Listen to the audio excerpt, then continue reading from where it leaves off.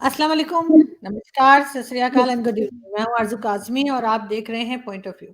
हमें जी जॉइन किया है डॉक्टर अज़हर असलम ने। आप सब जानते हैं, हम सर को सुनते रहते हैं और इंडिपेंडेंट पॉलिटिशियन भी हैं, इसके अलावा पॉलिटिकल एनालिस्ट भी हैं। बहुत शुक्रिया कि आज आपने जॉइन किया। और अस्सलाम वालेकुम। जी, वालेकुम अस्सलाम। और आज हम ज़रा बात करेंगे आईएमएफ की, कि लास्ट टाइम जो हमने बात की थी इकोनॉमी के ऊपर, लेकिन आज हम ये समझने की कोशिश करेंगे कि आईएमएफ से कैसे निकला जा सकता है। साथ-साथ चाइना की तरफ से भी 2.3 बिलियन डॉलर्स का जो है वो फंड मिल चुका है पाकिस्तान को, यानी कि ज़ाहिर है कि लोन। और अब ये चुकाया कैसे जाएगा कुछ पता नहीं, लेकिन आप किस तरह से इन सारी चीज़ों को देखते हैं कि आईएमएफ से निकलने का कोई रास्ता है या बिल्कुल नहीं है? थैंक यू आरजू, आपने दोबारा इनवाइट किया और फिर वही सेंसिटिव और अच्छा टॉपिक चुना आपने। देखिए, मैं फर्स्टली लेट मी से कि I am not an economist, तो जो मैं व्यूज दूंगा वो मोस्टली पॉलिटिकल इकोनॉमी के लिहाज से दूंगा।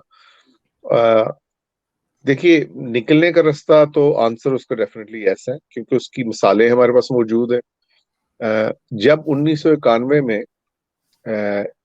इंडिया ने फाइनेंशियल क्राइसिस में आईएमएफ से लोन लिया था, तो उस वक्त इंडिया के तकरीबन $70 बिलियन इंडिया ने देने थे, और उनके पास तकरीबन 2 या 3 हफ्ते का रिजर्व्स 1.1 बिलियन थे, 2 या 3 हफ्ते की इंपोर्ट्स के लिए, जब उन्होंने ये इमरजेंसी लोन लिया था अपना सोना गिरवी रख के।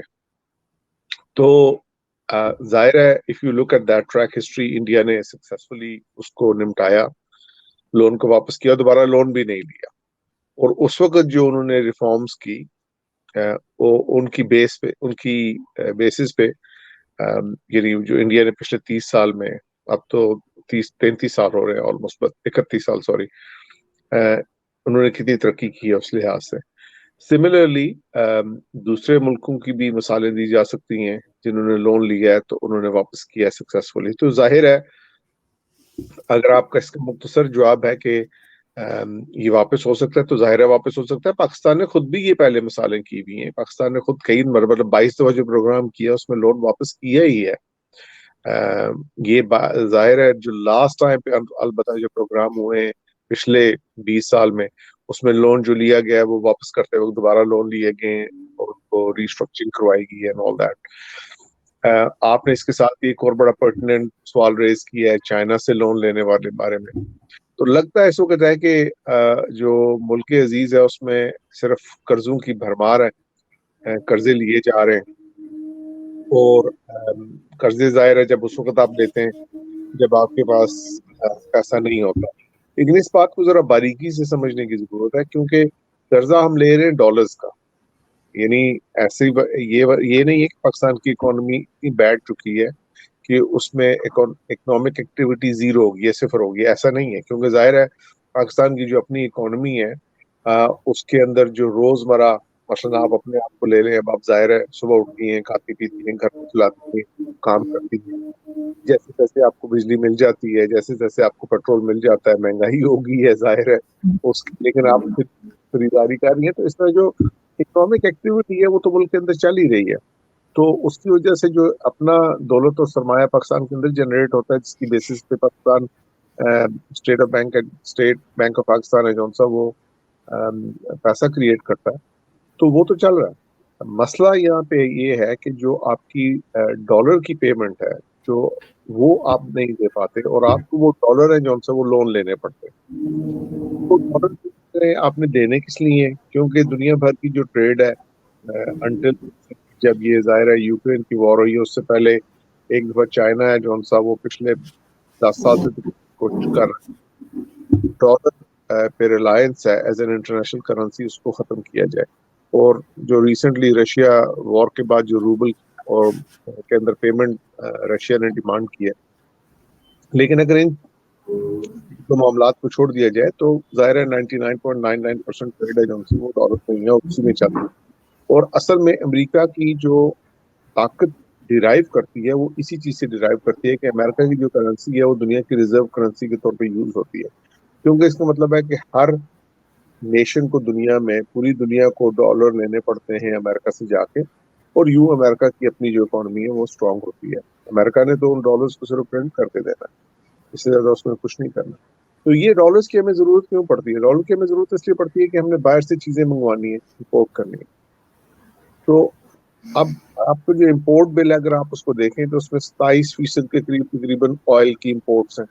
ٹھیک ہے, اب اگر آپ ایک ایک کر کے ان سارے چیزوں کو لیں, آئل کی امپورٹس کتنی ہے, کھانے کی چیزوں کی کتنی امپورٹ ہے, جس میں ویٹ اور جو آئل ہے آپ کا ایڈیبل آئل, ایک بڑے 2 کمپوننٹ ہیں اس کے علاوہ مطلب کچھ لگژری امپورٹس ہیں جن پہ ریسنٹلی حکومت پاکستان نے کچھ پابندی بھی لگائی تھی, لیکن وہ چھوٹے آئٹمس ہیں, الیکٹرانکس ہیں, سب کچھ.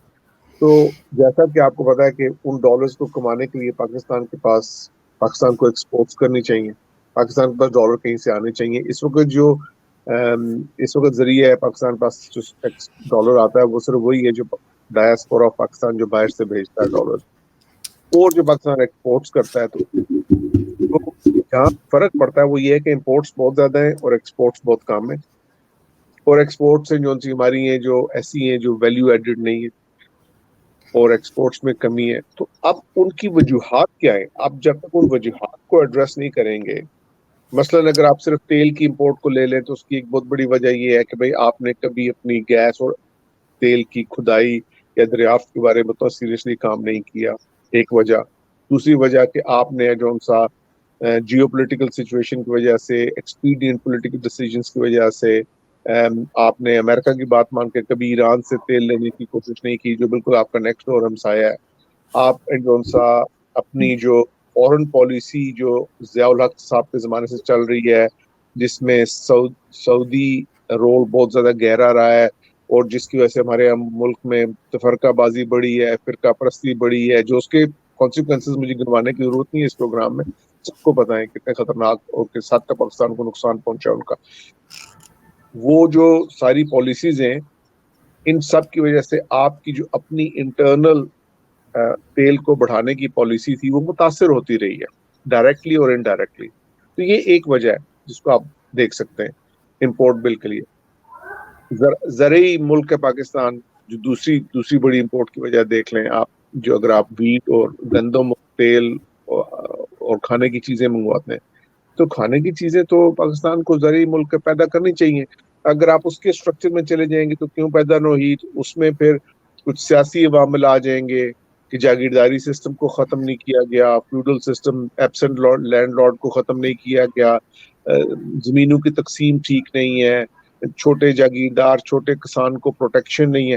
ان پالیسی سے لے کے جو آپ کی سوشل پالیسیز ہیں, سوشو پولیٹیکل پالیسیز سے لے کے اس حد تک کہ پانی ایک کون سا کیسے آ رہا ہے, نہری نظام کو خراب کیا گیا ہے, پانی کو ہم نے محفوظ نہیں بنایا, انڈیا کے ساتھ اپنے معاہدے ٹھیک نہیں کیے, پاکستان میں جو سیلینیشن ہوتی ہے جس کی زمینیں خراب ہوتی ہیں.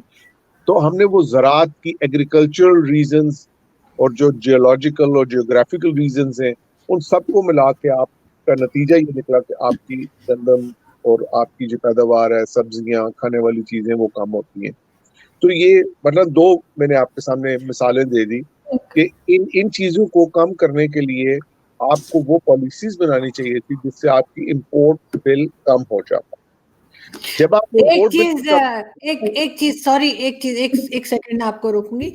یہ جو آپ کہہ رہے ہیں نا زراعت کم ہو گئی, زراعت کم ہونے کی ایک بہت بڑی وجہ یہ بھی ہے کہ لینڈ مافیا جو یہاں پہ ملک ریاض ٹائپ کے لوگ ہیں کہ جن کو ہم نے بار بار گھر بنانے کے لیے اسکیمیں بنانے کے لیے دیتی ہے, تو ہمیں اناج اگانے کی جگہ ہی نہیں چاہیے. ہاں, تو وہ بالکل, اور جو جگہ ہے اس کو ہم نے صحیح طرح سے استعمال نہیں کیا, اس کو لوٹ کسوٹ کا بازار مطلب جاری ہے, غریب کو پیسا جاتا ہے, کسان مزدور ہے جو سا وہ اس ملک کے اندر اس کے کوئی حقوق نہیں ہے, ان کو خوب پیسا جاتا ہے. پاکستان میں جو ہمیشہ میں کہتا ہوں کہ اصل جنگ ہے جون سی پاکستان میں, اگر آپ اس چیز کو غور سے پڑھیں تو آپ دیکھیں گی کہ پاکستان کی اصل جنگ ہے جون سی وہ 2 طبقوں کی جنگ ہے. ایک وہ انتہائی چھوٹا سا طبقہ جس کو آپ انگریزی میں کہتے ہیں ہیوز, جن کے پاس ساری چیزیں موجود ہیں, جو سارے وسائل کو پہ قبضہ کیے ہوئے ہیں اور سارے وسائل کو چوری کرتے ہیں. اور ایک بہت بڑا تقریباً 95 سے 99% وہ طبقہ جو وسائل پہ جس کا اختیار بہت کم ہے, اس میں مڈل کلاس بھی شامل ہے جس کا اختیار کم ہے, اور وہ مڈل کلاس جو یوز ہوتی ہے بائی دا ایلیٹ ब्यूरोक्रेसी और हुकूमती निज़ाम के तौर पे। तो वो जो एलीट कैप्चर है वो बहुत बड़ी वजह है जिसकी वजह से ये असल जंग पाकिस्तान में ना सूबे की है, ना जुबान की है, ना फिरके की है, किसी चीज की ये जंग नहीं है। अगर आप इसको बुनियादी तौर पर देखें तो ये जंग है जो सी एलीट कैप्चर की जंग है, तबके की जंग है। और उसकी वजह ये है कि आपका जो एलीट तबका है वो खुश रहता है कि आप देवबंदी वाबी बरेलवी में बटे रहे, आप शिया सुन्नी में बटे रहे, आप सिंधी पंजाबी बलोची में बटे रहे, आप है जो सा वो मुख्तलिफ तरह की महरूमियों को जुबान, सूबाइत, नस्ल परस्ती, मजहब और इस तरह के तफरकों में बट के आप उसके अंदर फंसे रहें और कभी इस चीज पे ध्यान ना दें कि एक्चुअली आपको जो लूटने वाला तबका है वो ना मजहब का उनका फर्क है आपस में, ना उनका तफरक फिरके का फर्क है। शिया सुन्नी है तो उनके आपस में शादियां हुई हुई हैं, उनके खानदानी ताल्लुकात हैं। जज, जुडिशरी, आपके पॉलिटिशियंस, हमारे पाकिस्तान के जर्नैल, जागीरदार, इंडस्ट्रियलिस्ट, हाई बैंकर्स जो हाई नेटवर्थ, ये सब आपस में एक है, सब फैमिलीज आपस में मिली हुई हैं, सब के सब इनकी आपस में शादियां हैं, इनके आपस में कारोबार हैं, इनके सोशल, पॉलिटिकल, इकोनॉमिक गहरे लिंक्स हैं, जनरेशंस पे बेस्ड ब्लड रिलेशंस हैं। और वो उन्होंने हम सबको तकसीम किया हुआ है और उसी की बेस पे है जो सा सियासत की जाती है और तकसीम किया जाता है। सॉरी, ये तो सियासी बात शुरू होगी। Going back to the economic factors, तो अगर वो मैंने दो मिसालें आपको दी, इंपोर्ट्स कैसे कम की जा सकती थी जो नहीं की गई, एक्सपोर्ट्स को कैसे बढ़ाया जा सकता था। जाहिर है कॉटन ग्रोइंग कंट्री था पाकिस्तान, वो ज़राअत तबाह की, कॉटन को कम किया। कॉटन में जो वैल्यू एडिशन होती है, अब वो क्यों नहीं होती है वैल्यू एडिशन? वैल्यू एडिशन इसलिए नहीं होती है कि हमने पहले ह्यूमन कैपिटल को तबाह किया, न्यूट्रिशन नहीं है, फूड नहीं है, एजुकेशन नहीं है, हुनर नहीं है, हम स्किल्स कोई नहीं सिखाते, हमारा निज़ाम तालीम टोटली बर्बाद हुआ है। तो जब वो बुनियादी तौर पे वो इंसान उस चीज के काबिल नहीं रहता तो फिर वो उस चीज को बना नहीं सकता, वो उस चीज को प्रोड्यूस नहीं कर सकता। वरना अगर आप देखें तो एक इंडस्ट्री फॉर एग्जांपल आप ले लें फुटबॉल बनाने की या सर्जिकल इंस्ट्रूमेंट्स बनाने की, जो मखसूस छोटी सी इंडस्ट्रीज है, आखिर उसमें स्किल्स मौजूद हैं जो डेमोन्स्ट्रेट होती हैं पाकिस्तान की, पाकिस्तान के टॉप लेवल एक्सपोर्ट्स में ये चीजें आती हैं जो दुनिया भर से कम्पीट करती हैं। जाहिर है इसके अंदर हमें दूसरे अवामिल भी देखने हैं। मतलब 1991 में जो इंडिया को क्राइसिस आई, उस वक्त इंडिया एक बहुत बड़ा कंट्री, मुख्तलिफ जियोपॉलिटिकल सिचुएशन थी, यूएसएसआर नया नया टूटा था, ग्लोबलाइजेशन है जो सी वो शुरू हो रही थी। अब 2022 में पाकिस्तान एक मुख्तलिफ कंट्री है, एक डिफरेंट इंटरनेशनल ऑर्डर के तहत, एक डिफरेंट इंटरनेशनल जियोपॉलिटिकल सिचुएशन जिसमें चाइना है जो सा बहुत बढ़ चुका है, रशिया है जो सा वो अपने आप को असर्ट कर रहा है, अमेरिका और वेस्ट है जो से वो अपने आप को, अपने इंटरनेशनल ऑर्डर को कायम रखना चाहते हैं। और ये post Afghanistan war, post terrorism, ये जो वर्ल्ड वाइड सिचुएशन है उसमें तो हमारे जो अवामिल उस वक्त इंडिया के थे, अगर हमने उसकी मिसाल दी है तो उसका मतलब ये नहीं है कि हम उन्हीं चीजों को उठा के इम्प्लीमेंट करें, उन्हीं पॉलिसीज को। हमें स्टडी करने पड़ेगी कि हमारी ये जो डॉलर का इंपोर्ट बिल हमारा इतना ज्यादा है और एक्सपोर्ट हमारी नहीं है। एक मिसाल है ये इस बड़े घन चक्कर के अंदर, एक मिसाल है ये सिर्फ उसकी। ये क्यों नहीं है, उसके लिए क्या वो रिफॉर्म्स की जरूरत है जिसकी वजह से हमें जो अपने या तो इंपोर्ट को मिनिमाइज करें या अपनी एक्सपोर्ट्स को इस लेवल पे ले जाएं कि उस पे जो सा हमें ये जो जान के लाले पड़े रहते हैं सारा वक्त, ये ना पड़े रहे।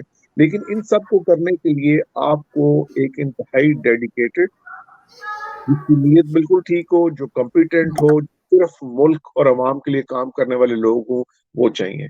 जो इस वक्त मुझे तो सियासी मंजरनामे पे बिल्कुल नजर नहीं आते, ना वो पीटीआई में, ना वो पीएमएल नून में, ना वो पीपीपी में। लोग ऐसे जरूर मौजूद हैं डेफिनेटली जो ये करना चाहते हैं, लेकिन जो एलीट कैप्चर है आपका तीनों पॉलिटिकल पार्टीज का और बाकी पॉलिटिकल पार्टीज का भी, वो उन लोगों को इजाजत भी नहीं देता उसी पार्टी सिस्टम के अंदर भी कि अगर वो रह के कुछ करना चाहें तो वो उसको उस तरीके से कर सके जिस तरीके की जरूरत है। और मसला ये है कि हमारी क्राइसिस के ऊपर एक और क्राइसिस आती है।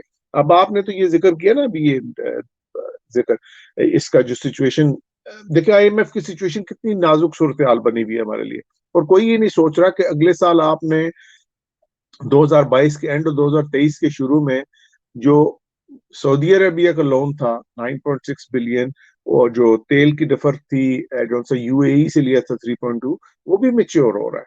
और 2024 में तो चाइना के बहुत बड़े लोन्स हैं जो से वो मैच्योर हो रहे हैं, उनकी पेमेंट्स कैसे होंगी?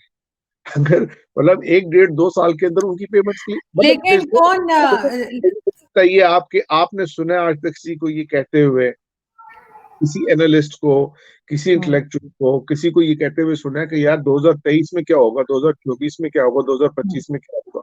लेट अलोन जो हमारे पॉलिटिशियंस है वो अपनी नाक से आगे नहीं देखते किसी को, किसी चीज को।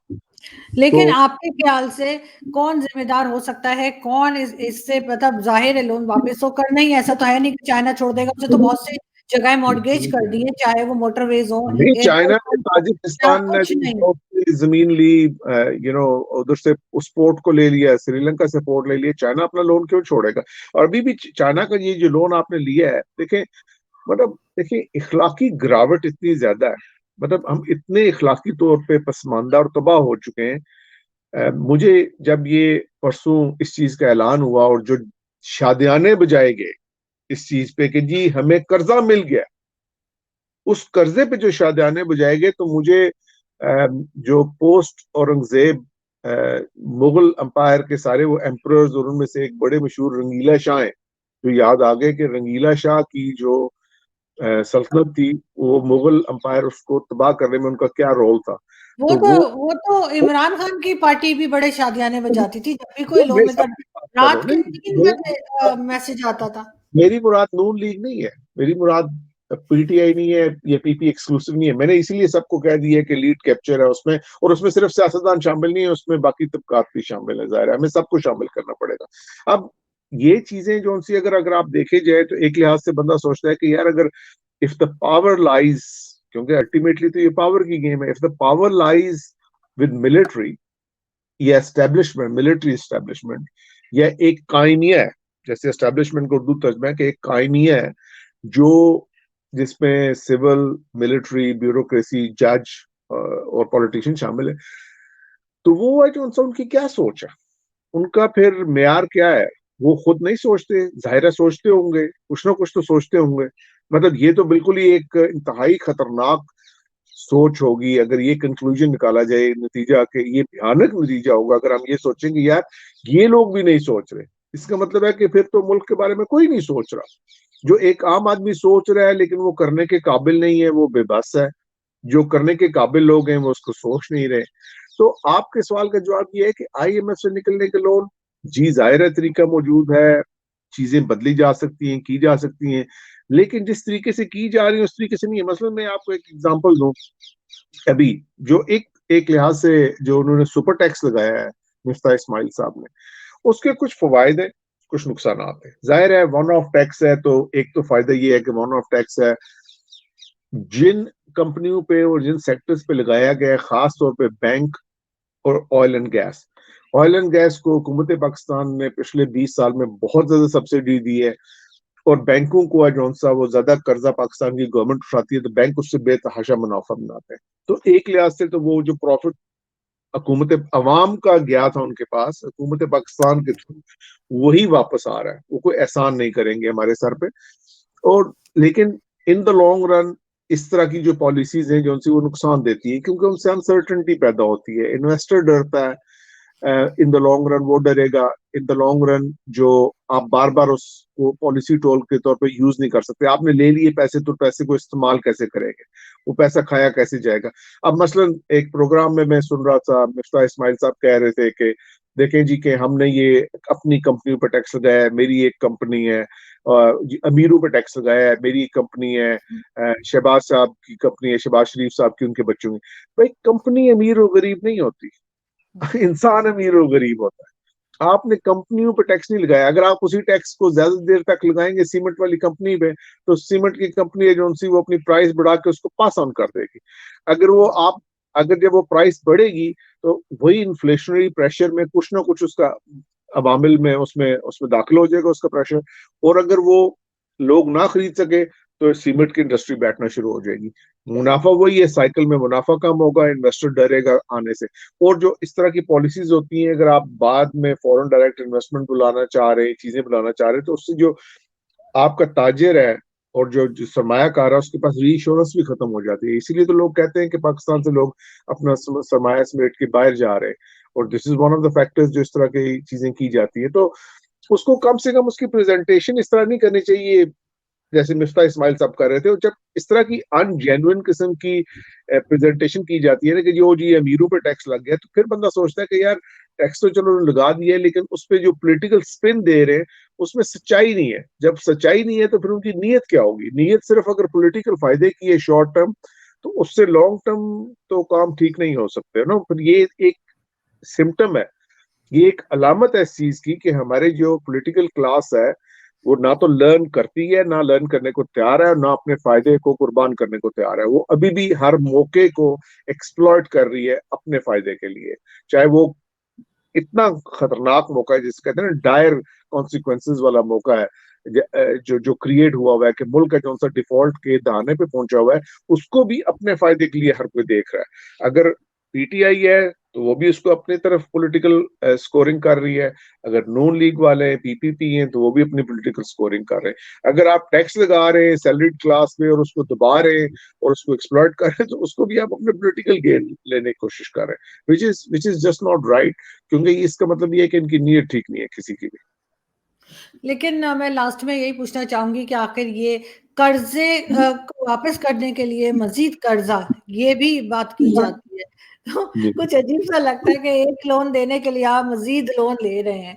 तो ये आपको लग रहा है कि कभी कभी मतलब हो पाएगा? कोई ऐसा आपको देखिए, नजर आता है कि जो इस बिल्कुल पर नहीं, देखिए छुटकारा दिला सके? मैं आपको एक मिसाल देता हूँ। जो जैसे अगेन जो अवामिल है, मसलन पाकिस्तान के अंदर अगर टैक्स का नेट सही तरह से फैलाया जाए और टैक्स इकट्ठा किया जाए, और पाकिस्तान की जो ब्लैक इकोनॉमी है उसको वाइट कर दिया जाए या उसको डॉक्यूमेंट कर लिया जाए, और आपकी इकोनॉमी की हजम है जो सा एकदम से 50% बढ़ जाए, और आपकी सारी रेशियोज जो सी debt to GDP ratio, fiscal deficit वगैरह सब कुछ जो डॉक्यूमेंटेड इकोनॉमी मेजर किया जाता है, वो एकदम से वो प्रोपोर्शंस आपकी जो सी वो रिड्यूस हो जाए, उसकी खतरनाक होने लगे। आप इन्हीं दोनों चीजों को ले लें, और स्टेट है जो सी वो जो पैसा लेती है, जो बैंकों से पैसा लेती है, क्योंकि वो आपने रुपया छाप के वापस करना है उनको, उस पर बहुत लोग कहते हैं कि इन्फ्लेशनरी प्रेशर है, लेकिन इन्फ्लेशन उस वक्त होती है जब आप किसी की जेब में पैसा डाल देते हो और उसने पैसे को जाया करना होता है। अगर आप उसको अच्छी जगह पे इन्वेस्ट करें, उसको पाकिस्तान का स्ट्रक्चर, उसकी सड़कें, उसके अस्पताल, उसके एजुकेशन निज़ाम, उसके पानी का निज़ाम, उसका सिविल का निज़ाम, उसका वो और लोगों की ह्यूमन कैपिटल पे स्पेंड करें, जिससे आपके सारे इदारे भी मजबूत हों, आपकी एक्सपोर्ट्स भी बढ़े, और आप ऐसे वो काम करें जिससे एंटरप्रेन्योर्स हैं जो से आपके और नौजवान जो काम करना चाहते हैं वो एक्सपेंड कर सके अपने आप को और अपने अपने कारोबार को। तो अगर आप उस पैसे का इस्तेमाल ठीक करें जो आपने कर्जे के तौर पे लिया है मुल्क के अंदर से, तो आप एनफ पैसा जो सा पाकिस्तानी रुपए का इकट्ठा कर सकते हैं, जिससे आप ओपन मार्केट में डॉलर खरीद के भी जो सा वापस कर सकते हैं कर्जे को। उसके लिए जरूरी नहीं है कि डॉलर बाहर से ही आए। मैं आपको एक और एग्जांपल दूं छोटी सी। 10,000 की एक फिगर है, ठीक है? इसको अगर आप 1 से मल्टीप्लाई करें तो 10,000 है, ठीक है?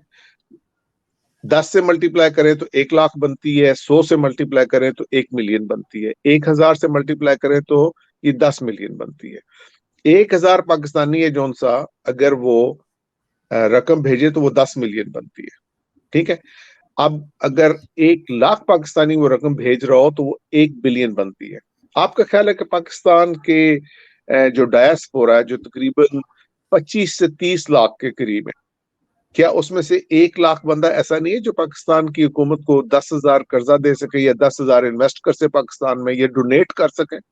हैं और वो करने को भी तैयार है, लेकिन क्यों नहीं करते? क्योंकि एग्जाम्पल है खान साहब की हुकूमत, पीटीआई, जो ठीक काम कर सकती थी, जो कहती थी हम बाहर वाले पाकिस्तानियों से पैसे लेंगे और लाएंगे और इन्वेस्ट करवाएंगे। उन्होंने क्या कौन सी ऐसी पॉलिसी बनाई जिससे ओवरसीज पाकिस्तानी ने आकर तसल्ली से उसके अंदर इन्वेस्ट किया? लोगों ने कहा पाकिस्तान हमारा घर है, हम वहां जाए, हम वहां जाके पैसा लगाएं।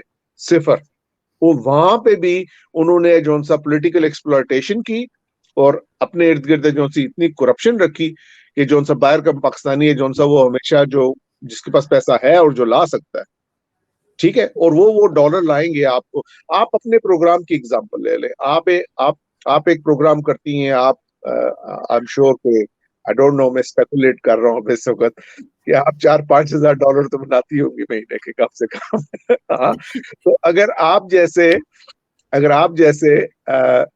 لوگ بلاگرز پاکستان میں 1,000-10,000 پاکستان کی یار مطلب آبادی 22 کروڑ ہے, اس میں سے جوان لوگ ہیں جو ان سے 65% ہیں, اس میں سے جو ایکٹیو جوان لوگ ہیں وہ کم سے کم 1 کروڑ تو ہے. اس کروڑ میں سے اگر 10,000 1 لاکھ بتائے جو سا وہ بلاگر بن جائے اچھا اور وہ 4-5 ہزار پاؤنڈ ہے جو سا ڈالرز کما رہا ہو مہینے کے یوٹیوب سے ہی صرف فار ایگزامپل, تو وہ آپ you can do the maths your self کہ کتنے ڈالر اس سے آئیں گے. کیا اسی چیز کو پروموٹ کیا جا رہا ہے؟ کیا آپ کو کوئی ایسا کام لگتا ہے جس سے آپ کو لگتا ہو کہ حکومت پاکستان نے ایسا کوئی کام کیا اور جس سے آپ کی یوٹیوب کے اندر ایسی سہولیات آئی ہوں کہ آپ کہہ رہی ہوں کہ ہاں یار کیا بات ہے, مجھے میرا کیمرہ سستا مل رہا ہے, مجھے اسٹوڈیو بنا ہوا مل رہا ہے, مجھے الیکٹریسٹی مل رہی ہے, مجھے ایسی چیزیں مل رہی ہیں جس سے میں اچھے پروگرام بنا سکتی ہوں اور وہ بیچ کے پاکستان کے اندر سرمایہ لا سکتی ہوں. نہیں ہو رہا نا. دس از جسٹ ون ایگزامپل کہ مواقع بے تحاشا ہیں لیکن ان کو کرنے کے لیے جو پولیٹیکل ول, جو پولیٹیکل نیت ہے وہ نہیں موجود. نہیں آپ بالکل ٹھیک کہہ رہے ہیں. ویسے آپ کے منہ میں گھی شکر کے میرے پاس جو وہ 4-5 ہزار ڈالر اتنے زیادہ آیا کرے, لیکن یہ ضرور ہے کہ واقعی میں مشکل ہوتی ہے کیونکہ دیکھیں دن آپ میں اپنی ساری 4-5 بار آپ کے اتنے زیادہ فینز ہیں انڈیا میں, ان سب کو کہیں کہ بھائی اپنے ساتھ جون سا میرے پروگرام کو 2-2 4-4 10-10 لوگوں کو جون سا آگے بھیجو تاکہ میرے ویوز زیادہ ہوں. ہاں نہیں بالکل نہیں, اس کے لیے مجھے یہ کہنے سے زیادہ میرا خیال ہے کہ مجھے اپنے کام کی کوالٹی بہتر کرنی پڑے گی تو لوگ خود ہی آ جائیں گے. لیکن بات ساری یہ ہے کہ اس کے بعد مجھے کوئی فیسلٹی, میں کیا کسی کی بھی باتوں, بہت سارے لوگ اور مجھ سے کہیں بڑے بڑے چینل لے کے پاکستان میں بیٹھے ہوئے ہیں اور یہی بات ہے کہ 4-5 بار جب لائٹ جائے گی اور کوئی چیز سستی نہیں ملے گی, انٹرنیٹ اتنا مہنگا ہوگا. انڈیا میں انٹرنیٹ بہت سستا ہے, ہمارے انٹرنیٹ بہت مہنگا ہے, تو بہت مشکل ہو جاتی ہے جب لوگ اگر یہ کام کرنے نکلیں تو گورنمنٹ جو ہے وہ کوئی فیسلٹی نہیں دیتی. تو یہی وجہ ہے کہ لوگ تھوڑا سا جو ہے ان سے ناراض بھی ہیں اور لوگ اتنے زیادہ خوش نظر نہیں آتے. یہاں پہ میں بہت شکریہ کرنا چاہوں گی کہ آپ تھینک نے یو آج جوائن کیا, اینڈ آئی ہوپ کہ تھینک یو. نیکسٹ آپ سے پھر ملاقات ہوگی. اور کیونکہ کوشش یہ کریں گے بہت ہی اس طرح کی باتیں بہت زیادہ نکلتی آ رہی ہیں تو ہم اس پہ بھی بات کریں گے آپ سے کہ بالکل. پولیٹیکل پوائنٹ آف ویو سے بھی ہم دیکھیں گے.